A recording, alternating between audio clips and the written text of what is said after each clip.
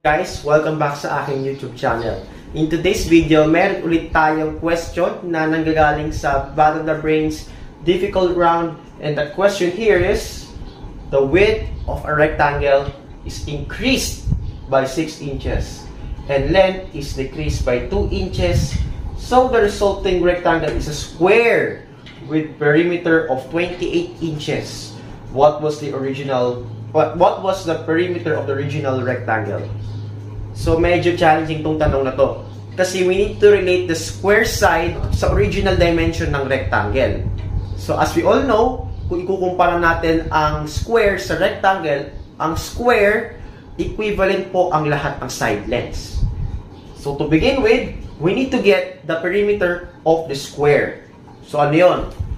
The perimeter of the square is equal to 4s. Since 4 sides naman, di ba, ang square? 4 sides ang square. Ang S, side length siya. In order for us to get the perimeter. So, paano natin makuha ang S? We will take S is equal to the perimeter over 4. Ano sabi sa tanong? 28 inches po ang perimeter ng square.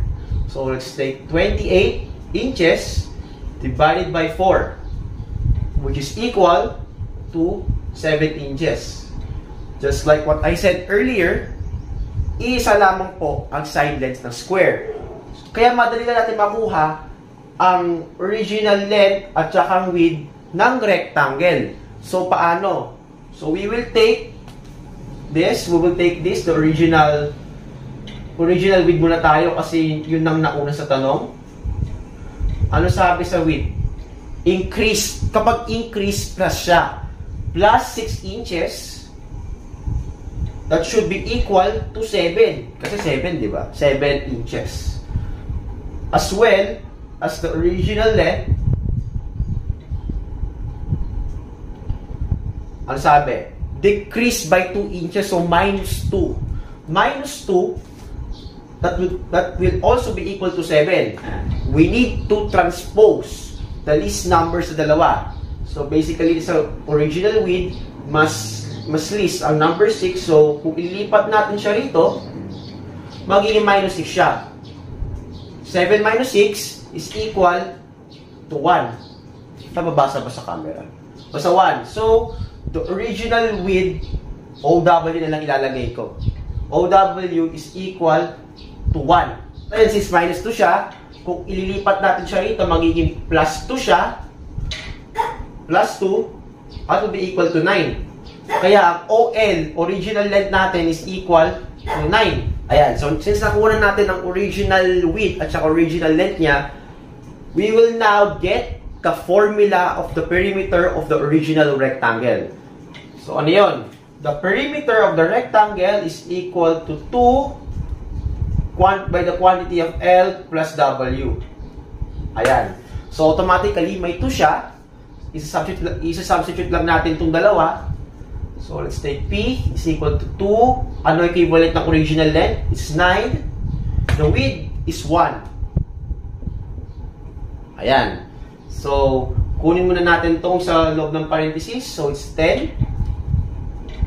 This is 2. Perimeter. Yan. So, 2 times 10. Kaya, ang perimeter of the original rectangle is 20 inches. So I hope you learned something new. It's me, Bernardo Escorial. Stacker out. And the next question is, what is the value of 255? Scott? 5,000.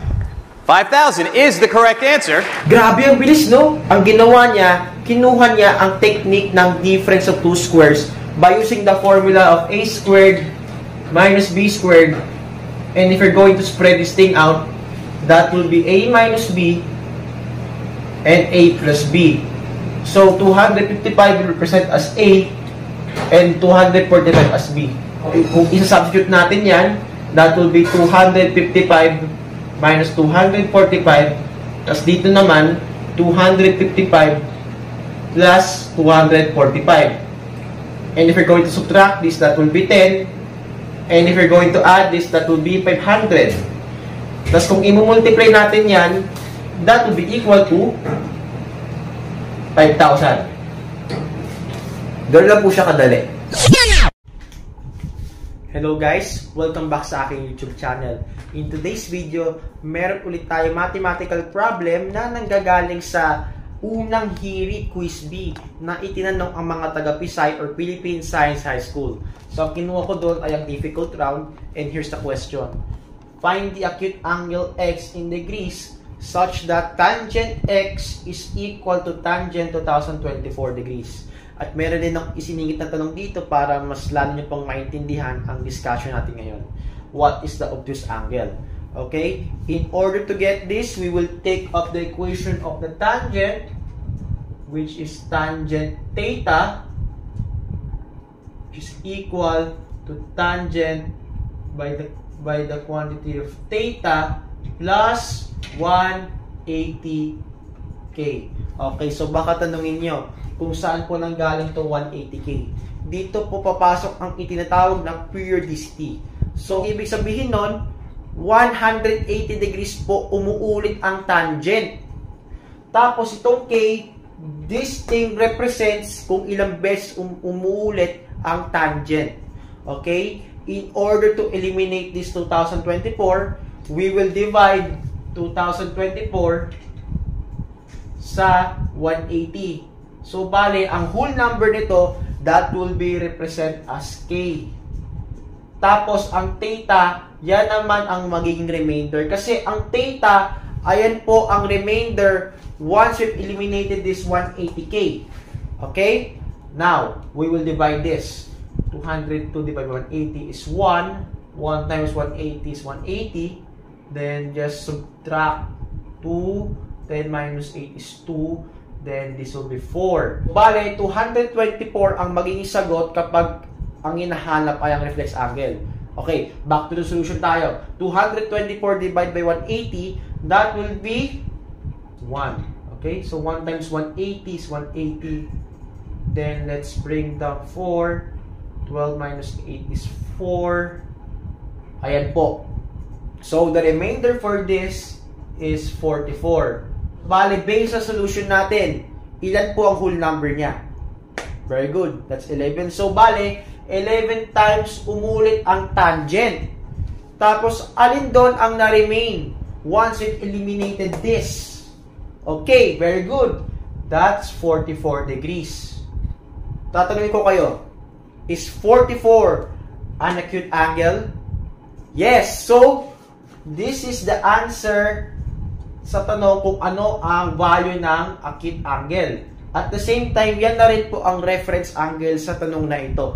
Pero, siningit ko rito kung ano ang obtuse angle. Just like what I said earlier, 180 degrees po umuulit ang tangent. So, we will subtract 180 sa 44, which is the acute angle. So, 10 minus 4 is 6.